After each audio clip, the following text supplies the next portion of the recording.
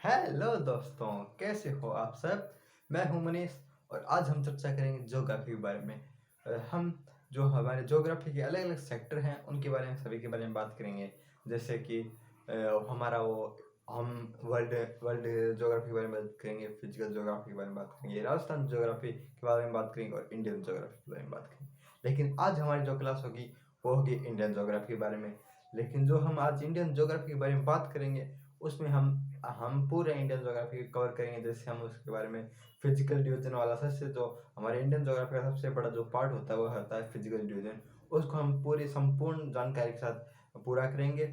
और इसके बाद हम बात करेंगे मानव भूगोल में जो हमारे इंडियन ज्योग्राफी में जो हमारे ह्यूमन ज्योग्राफी आती है उसके जो पार्ट्स आते हैं उसके बारे में हम जैसे चर्चा करेंगे। जैसे हम उसकी जनसंख्या वाले टॉपिक के बारे में बात करेंगे और उद्योग धंधे वाले सारे हम इकोनॉमिक्स फैक्टर वाले भी हम सारी चर्चा करें। आज हमारा जो टॉपिक है वो है फिजिकल डिवीजन। आज हम उसके बारे में बात करेंगे जिसमें हम फिजिकल डिवीजन में देखो बात करेंगे। उससे पहले हम बात करेंगे उच्चावच के बारे में कि उच्चावच क्या होती है, उसके बारे में भी बात करेंगे। मैं आपको बताना चाहूँगा कि इंडियन ज्योग्राफी में इंडियन ज्योग्राफी को हमने कितने भागों में विभाजित किया है, उसके बारे में हम चर्चा करेंगे। हमने इंडियन ज्योग्राफी को 5 भागों में विभाजित किया है। जैसे हमने इसको हिमालय में विभाजित किया है और हमने इसको लाइटिंग का इशू रहेगा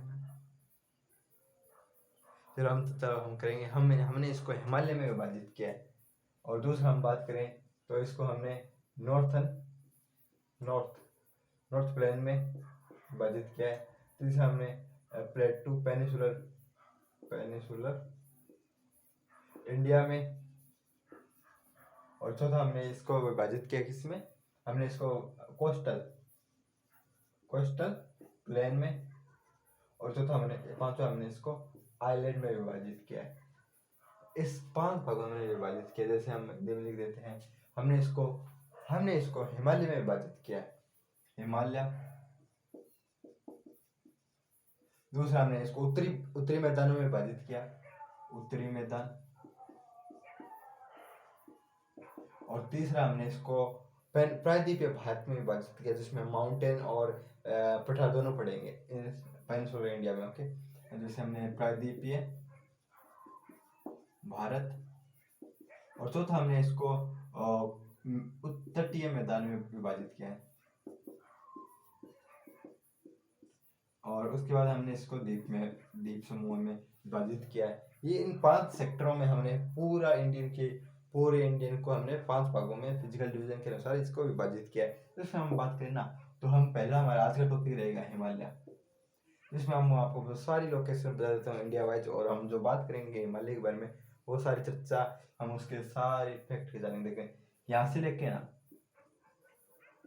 से लेके हिमालय का विस्तार है, यहाँ से इस एरिया में हिमालय का विस्तार है। उसके बाद हम बात ये 1 नंबर है और 2 नंबर।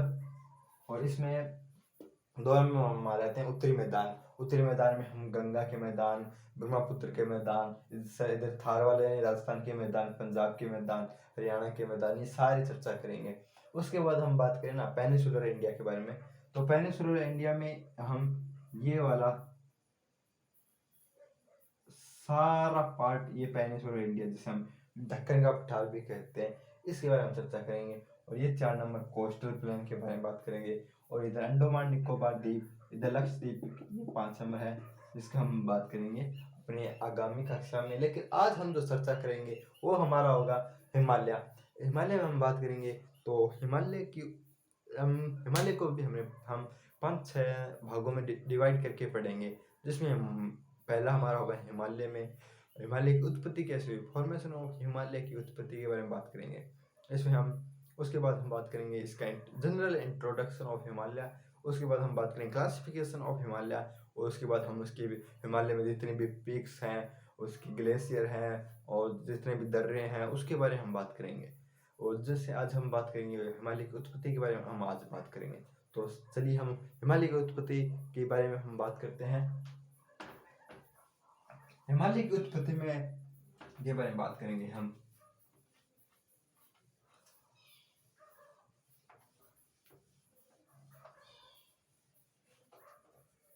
हिमालय।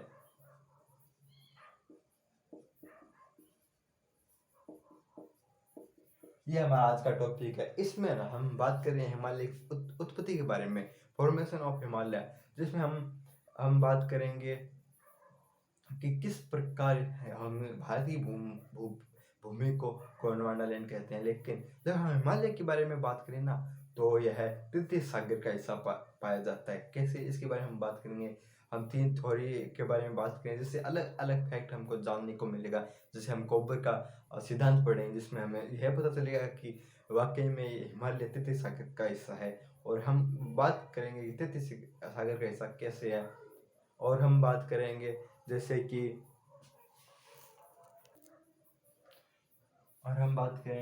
जैसे हम प्लेट टेक्टोनिक में बात करें कि जो हमारा हिमालय पर्वतमाला है वास्तव में एक फोल्ड माउंटेन है, जैसे वलित पर्वतमाला है। लेकिन हम बात करेंगे कि वाकई में जो हमारा वलित पर्वत है, फोल्ड माउंटेन, ये निर्माण कैसे होता है। और हम एक और बात सिद्धांत के बारे में बात करेंगे, जिसे हम महाद्वीपीय विस्थापन सिद्धांत कहते हैं। जैसे एल्फ्रेड वेगनर का जो सिद्धांत आया था, उसके बारे में चर्चा करेंगे कि हमारा जो भारत है वो हमारे कहाँ पे स्थित है, और उसके द्वारा हिमालय का निर्माण कैसे किया गया। इन तीन थ्योरी द्वारा हम बात करेंगे कि हिमालय का निर्माण कैसे हुआ। तो चलिए वक्त न गवाकर हम आज की चर्चा शुरू करते हैं। तो जैसे हम बात कर रहे हैं कि हिमालय की उत्पत्ति के बारे में बात करें, तो इसके तीनों जो हमारे सिद्धांत है उसके बारे में एक एक करके पढ़ेंगे, ठीक है।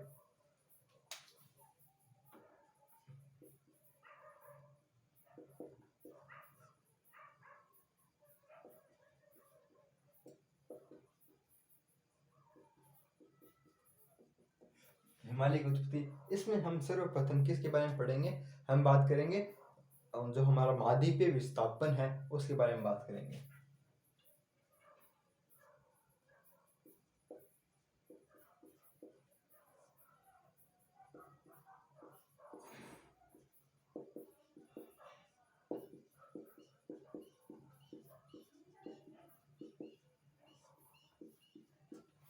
ये हमारा महाद्वीपीय विस्थापन का सिद्धांत किसने दिया था, एल्फ्रेड वेगनर ने इसे 1900 आई थिंक 1920 में दिया था।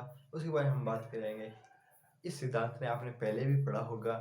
यह सिद्धांत हम बात करेंगे महाद्वीपीय जैसे विस्थापन के बारे में बात करें। लेकिन हम, अगर आपको इंटरेस्ट, हम ज्योग्राफी में उसके बारे में बात करते हैं कि हम जैसे आपने बिग बैंग थ्योरी पढ़ी हो, इसके बाद हम बात करते हैं ज्योग्राफी में, बात करते हैं कि महाद्वीप की उत्पत्ति कैसे हुई।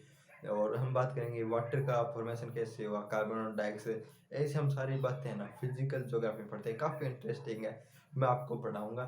लेकिन आज हम बात करेंगे महाद्वीपीय विस्थापन, यानी महाद्वीप का जो एक समय जो पूरा एक पेंजिया हिस्सा था, वह कैसे धीरे धीरे टुकड़ों में बिखर कर एक हमें अलग ही रूप प्रदान करता है, हम अलग अलग देखते हैं, उसके बारे में हम बात करते हैं। तो पहले आपको बताते हैं कि जो आपको पता होगा कि हमारी जो पृथ्वी में जो भूभाग है वह संपूर्ण एक साथ जुड़ा हुआ था, जिसे हम पेंथालस, उसे हम पेंजिया के नाम से जानते हैं। और जिसके चारों ओर जो पानी का घेराव था उसे हम पेंथालासा कहते थे। चलिए मैं आपको डायग्राम के अनुसार बता ही देता हूँ। ये जिस टाइम हम बात कर रहे हैं, इस टाइम इस थ्योरी के अनुसार क्या हो रहा था, यह हमारी पृथ्वी है। पृथ्वी में एक भूभाग था जिसे हम पेंजिया के नाम से जानते हैं। किसे, पेंजिया। ये पूरा भूखंड था, ये धरातल था, और लेकिन इसके चारों तरफ क्या था, पानी, जिसे हम पेंथालासा कहते हैं, पेंथालासा। लेकिन एक टाइम क्या हुआ कि जब आपको मालूम है कि पानी अपना रास्ता बनाता, तो एक टाइम क्या हुआ, ये पेंथालासा था ना, यह जो हमारा पेंजिया था ना, यह दो भागों में टूट गया। कैसे, दो भागों में इस प्रकार टूट गया, और जो इसका पानी था वो इस यहाँ पे आ गया। लेकिन इस पानी को हमने क्या नाम दिया, इसको हमने तैतीस सागर का नाम दिया, तैतीस सागर का नाम दिया। ये दो भागों में टूट गया। ये टूटने के बाद कुछ भाग, इसमें जो भाग आता है इसको हम अंगारा लैंड कहते हैं, अंगारा लैंड। और जो हमारा दूसरा भूभाग टूटा था उसका हमने नाम लिख लिया गोंडवाना लैंड। यह नाम हमने इसका नाम किया। फिर इसके बाद हम बात करते हैं अंगारालैंड में मोस्टली एक तो उत्तरी अमेरिका और साथ में यूरोप पूरा जो हमारा एशिया वाला महाद्वीप है ना, वो सारा इसमें आता है। यूरोप और एशिया वाले इसमें आते हैं। इसके बाद इसमें जो गोंडवाना लैंड थे उसमें हमें अफ्रीका, जैसे नॉर्थ अमेरिका, साउथ अमेरिका और ऑस्ट्रेलिया, इंडिया गोंडवाना लैंड के पार्ट थे। इसके बाद हम चर्चा करते हैं इस थ्योरी के अनुसार क्या हुआ कि धीरे धीरे ये भूखंड आपस में टूटते गए और एक टाइम गोंडवाना लैंड से टूटकर यह भारत यूरोप या एशिया के जो महाद्वीप है उसके से जाकर टकरा गया। जैसे मैं थोड़ा डायग्राम प्रेजेंट करने की कोशिश करता हूँ।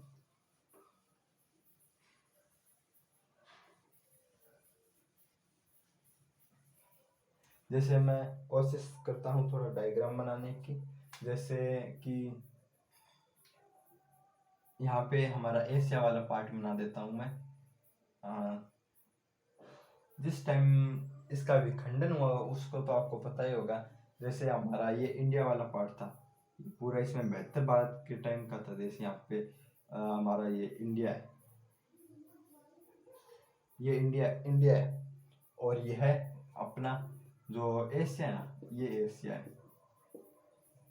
एशिया इधर है, जैसे गल्फ वाला एरिया, यहाँ पे गल्फ वाला एरिया,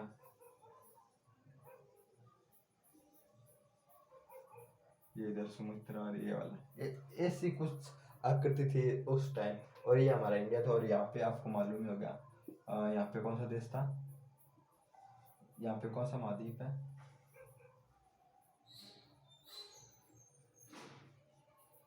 और ये कुछ अफ्रीका जैसा, यहाँ पे अफ्रीका महाद्वीप है, अफ्रीका महाद्वीप। और ये एशिया महाद्वीप है। इस टाइम इस माल यहाँ से टूटकर यह है इंडिया भारत आगे टूटकर आगे जाकर इस यहाँ पे जाके टकरा गया। और यहाँ पर टकराने के बाद क्या हुआ, यहाँ पे फोल्ड माउंटेन हुआ।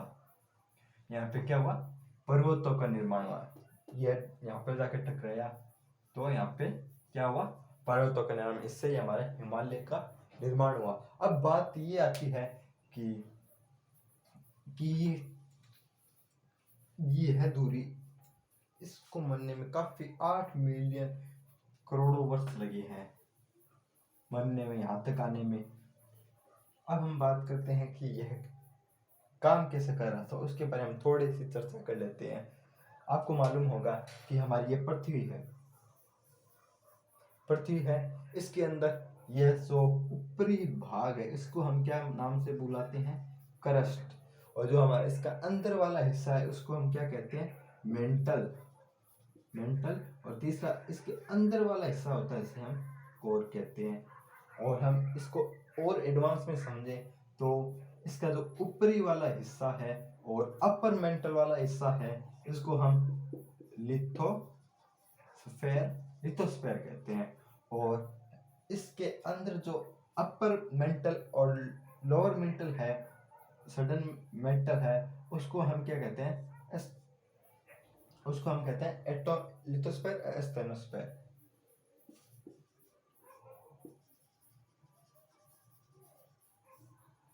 इसमें क्या होता है कि आपको मालूम होगा कि हमेशा भारी चीज, हल्की चीज हमेशा तैरती है। जैसे ये है, यह लिथोस्फेयर हमेशा इस एस्थेनोस्फेयर पे तैरता रहता है, मेंटल पर तैरता रहता है।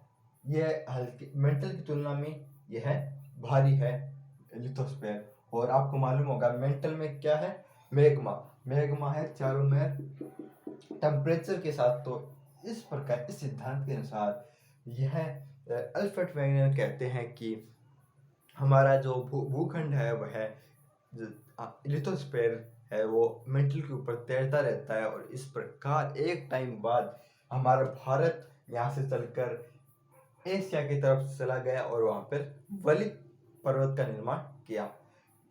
केवल हमारे यहाँ वली पर्वत का निर्माण खाली भारत से ही नहीं, इधर हमारे हम बात करें कि नॉर्थ अमेरिका और साउथ अमेरिका में जो एंडीज और रॉकी पर्वत हैं, वह भी एक वलित पर्वत का उदाहरण है। वही भी इस प्रकार इसके जो प्लेट विवर्तनिक के अनुसार महाद्वीप का विस्थापन के अनुसार वहाँ पर भी यही रॉकी और एंडीज पर्वत का निर्माण हुआ। वहीं पर भी वलित पर्वत देखने को हमें मिलते हैं। अब हम बात करते हैं दूसरे टॉपिक के बारे में, हमारी दूसरी थ्योरी के बारे में चर्चा करते हैं, जो हमारी होती है प्लेट विवर्तनिक सिद्धांत, प्लेट टेक्टोनिक थ्योरी। उसके बारे में हम बात करते हैं। इसके अनुसार हम बात करेंगे कि किस प्रकार इस सिद्धांत के अनुसार हम प्लेटें अलग अलग मूवमेंट करती है और एक फोल्ड माउंटेन का निर्माण करती है।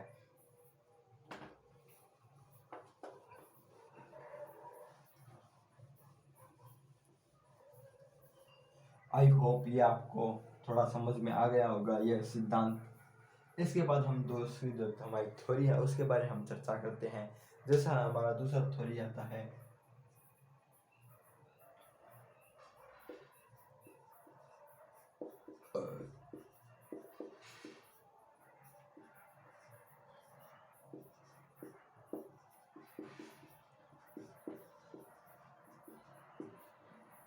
आपको उस सिद्धांत से पता चल गया होगा कि हमारा जो पृथ्वी का भाग है वो गोंडवाना लैंड का हिस्सा है, और गोंडवाना लैंड हम जैसे ये अफ्रीका और हमारा ये ऑस्ट्रेलिया का भाग गोंडवाना लैंड का ही है। और हम ये दक्षिण जो हमारा दक्षिण गोलार्ध में आते हैं, लेकिन हमारा भारत उत्तरी गोलार्ध में आता है, फिर भी यह गोंडवाना लैंड का हिस्सा है। आपको पता चल गया होगा, यह डाउट आपको क्लियर हो गया होगा। इसके बाद हम बात करते हैं हमारी दूसरा टॉपिक है, जो दूसरी थ्योरी है प्लेट विवर्तनिक। इसके बारे में बात करते हैं। लेकिन ये प्लेट विवर्तनिक क्या होता है उसके बारे में हम बात करें ना, तो उसके बारे में हम थोड़ी सी चर्चा कर लेते हैं। आपको पता हो जाना चाहिए कि प्लेट अक्सर कहते किसको है। हम प्लेट विवर्तनिक यानी इसको हमने जैसे ये एक जो लिथोस्फीयर की तरह ये तैरता रहता है, और इसमें जो हम बात कर रहे थे इसके महाद्वीपीय विस्थापन में क्या होता है कि एक साथ में जैसे महाद्वीप का विस्थापन हो रहा है, उसमें ये 2-3 फैक्टर और काम करते हैं साथ में। लिथोस्फीयर के साथ में जो हमारा पृथ्वी का रोटेशन है उसका भी एक बल कार्य करता है घिसकने का, और एक ज्वार भाटा जो आता है वह भी काम करता है। और अब हम बात करते हैं प्लेट विवर्तनिक के बारे में। तो उसके बारे में हम बात करें तो हमने प्लेट विवर्तनिक में 3 गतियाँ होती हैं, 3 फोर्स लगते हैं जिसके द्वारा जो हमारे माउंटेन्स का निर्माण होता है, और जैसे हमारे हिमालय पर्वत का निर्माण हुआ उसके बारे में हम बात करते हैं। इसमें क्या होता है, एक तो अभिसार जो परिसीमा बोलते हैं हम, जिसे कन्वर्जेंट बाउंड्री बोलते हैं, दूसरा हम डाइवर्जेंट बाउंड्री बोलते हैं, और तीसरा हम इसको बोलते हैं ट्रांसफॉर्मर बाउंड्री। इसमें क्या होता है, अलग अलग पर्वतमाला का निर्माण होता है। इसके बारे में बात करें तो पहला हमारा होता है अभिसार। इसकी गतियां हैं अभिसार अभिसार अभिसार परिसीमा हमारा। और दूसरी हमारा आता है, दूसरे जो हमारी गति आती है वो आती है ट्रांसफॉर्मर परिसीमा। जैसे हम इंग्लिश में हिंदी में क्या कहते हैं ट्रांसफॉर्मर परिसीमा को, हम इसको कहते हैं रूपांतरण परिसीमा।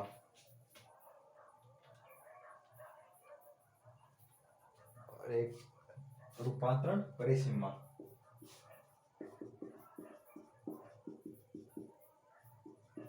और चौथा हमारा तीसरा हमारा आता है विभिन्न बोल सकते हैं आप। डाइवर्जेंट होता है ना परिसीमा, इसको हम डाइवर्जेंट बाउंड्री बोलते हैं इंग्लिश में, इसका हिंदी में थोड़ा अजीब है। उसके हम बारे में बात करें ना, ये अभिसार जो परिसीमा है यह कैसे काम करती है इसके बारे में हम चर्चा करें ना, तो यह क्या होती है, हम मानो सपोज करो 2 प्लेट होती हैं, एक प्लेट P1 है और एक प्लेट P2 है। तो ये क्या प्लेट करती है, आपस में एक अपनी ये प्लेट इस तरफ गति करेगी और ये प्लेट इस तरफ गति करेगी। इस जो ये प्लेट की ये गतियां हैं, यह हमें अभिसार परिसीमा के अंतर्गत आती है। और रूपांतरण के बारे में हम बात करें ना, तो एक प्लेट ये है P1 और एक प्लेट ये है। ये क्या करती है, इसमें क्या होगा, यह इधर की ओर गति करती है और ये इधर की ओर गति करती है। और जो हमारा डाइवर्जेंट में है, इसमें क्या होता है, इसके नाम से स्पष्ट होता है, एक प्लेट ये है P1 और एक प्लेट ये है P2। इसमें क्या होता है, इसमें ये इधर की जाएगी और ये इधर की ओर चली जाती है। इससे क्या होता है, इससे फोल्ड माउंटेन का निर्माण होता है इस प्रकार, और इसमें ब्लॉक माउंटेन का निर्माण होता है इस प्रकार। हम आपको मालूम होगा कि माउंटेन कितने प्रकार के होते हैं, उसके बारे में हम चर्चा करें ना थोड़ी। हम आपको बता देता हूँ माउंटेन कितने प्रकार के होते हैं। माउंटेन्स के बारे में बात करते हैं तो माउंटेन को हमने ना मोस्टली 3 भागों में विभाजित किया है। एक तो हमारा हो गया फोल्ड माउंटेन, जिसके बारे में हम बात कर रहे हैं कि फोल्ड माउंटेन किसे कहते हैं। दूसरा हम बात करें तो ब्लॉक माउंटेन, और तीसरा हम बात करें तो लावा माउंटेन, और चौथा आप बात कर सकते हैं अपशिष्ट माउंटेन होता है, उसे इतना इम्पोर्टेंट नहीं। लावा माउंटेन के बारे में हम बात कर रहे हैं, जिसे इसके आप उदाहरण मानो ना, तो हमारा एक तो हिमालय आता है, हिमालय, और दूसरा हम बात करें रॉकी, और तीसरा हम बात करें तो अपना वो आता है एंडीज, और चौथा ये 3-4 प्रकार के ये फोल्ड माउंटेन के उदाहरण है। आपको मालूम होगा ही फोल्ड माउंटेन बनते कैसे हैं, इसके बारे में हम चर्चा कर लेते हैं थोड़ा।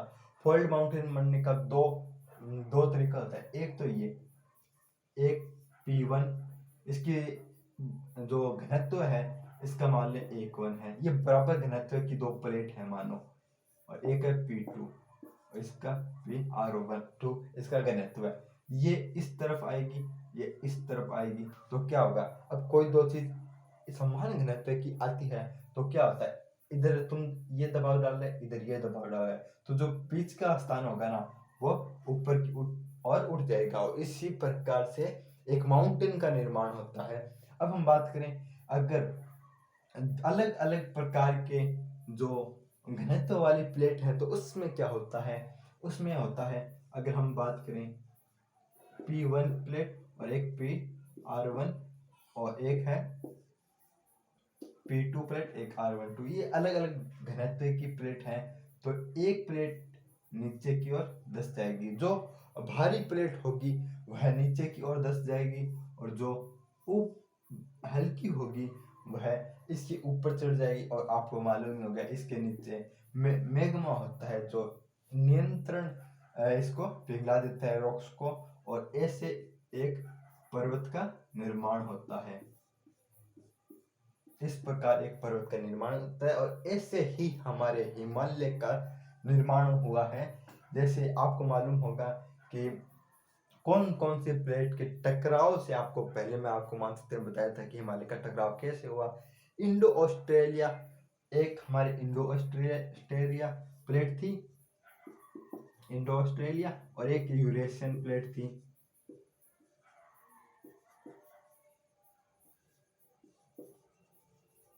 यूरेशियन प्लेट थी, इसमें क्या हुआ, जो हमारी ये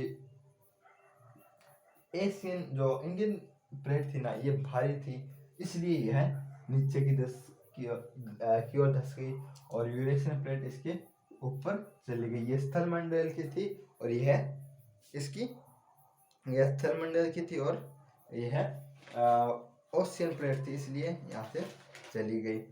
इसके बारे में हम बात करें, दूसरी और बात करें तो इस प्रकार यहाँ पे हिमालय का निर्माण हुआ। अब तीसरी बारे हम बात करें, आपको मालूम चल गया कि यह एक फोल्ड माउंटेन है और हिमालय का निर्माण हुआ इस प्रकार। तो और हम बात करेंगे, और हम बात करते हैं इसके अलावा जो हमारा तीसरी थ्योरी आती है कोपर का सिद्धांत, इसमें हम बात करेंगे कि किस प्रकार एक 33 सागर वाली थ्योरी कैसे सिद्ध होती है, उसके बारे में हम चर्चा करेंगे। इस प्रकार फोल्ड माउंटेन का निर्माण हुआ है। और हम बात कर लेंगे इसके इंट्रोडक्शन में, इसके सारे बारे, इसके जो हिमालय से जुड़ी सारी बातें उसके बारे में हम चर्चा कर लेंगे। अब हमारा टॉपिक है अगला।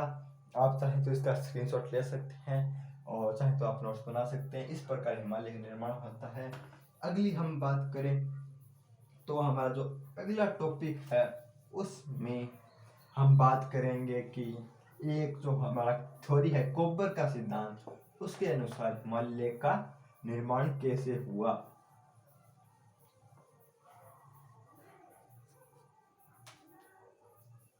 यह है कोपर का सिद्धांत।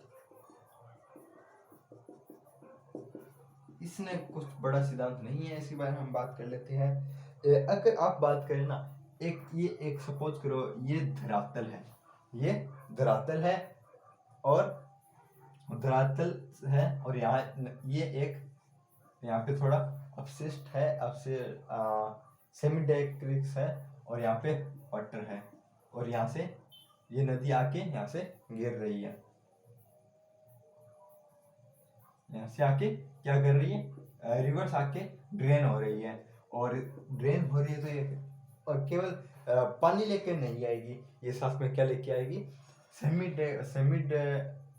सेमीडेटरी लाएंगे, जैसे इसमें कंकड़ लाएंगे, पत्थर लाएंगे, आदि चीजें अपने साथ लेके आएंगी और यहाँ पे जमाव करती रहेगी। और साथ में क्या हो रहा है, पृथ्वी में ये प्लेटें सरकती रहती है जिससे कंप्रेशनल जोर लगता है, कंप्रेशनल फोर्स लगता है।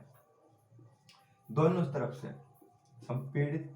संपीड़न बल दोनों तरफ से लग रहा है और ये एक टाइम के बाद इन नदियों द्वारा इतना जो अपशिष्ट साथ में ला रही है उससे इतना ये जो वाटर है ये भर जाएगा, इसका जो ये इतना इसमें अपशिष्ट आ जाए कि इसमें पानी का रुक नहीं पाएगा और इसके जो बल लग रहे हैं, फोर्स लग रहे हैं, इससे यह ऊपर की ओर उठ जाएगा। जैसे हम फोल्ड माउंटेन का निर्माण हुआ उस समय आपने आपको बताया ही था। जैसे हम बात करें तो ये धरातल था और इसमें ये इतनी हो गया जो अपशिष्ट है कि यहाँ से इन दोनों के फोर्स से यहाँ पे क्या हो गया, एक पर्वतमाला का निर्माण हो गया।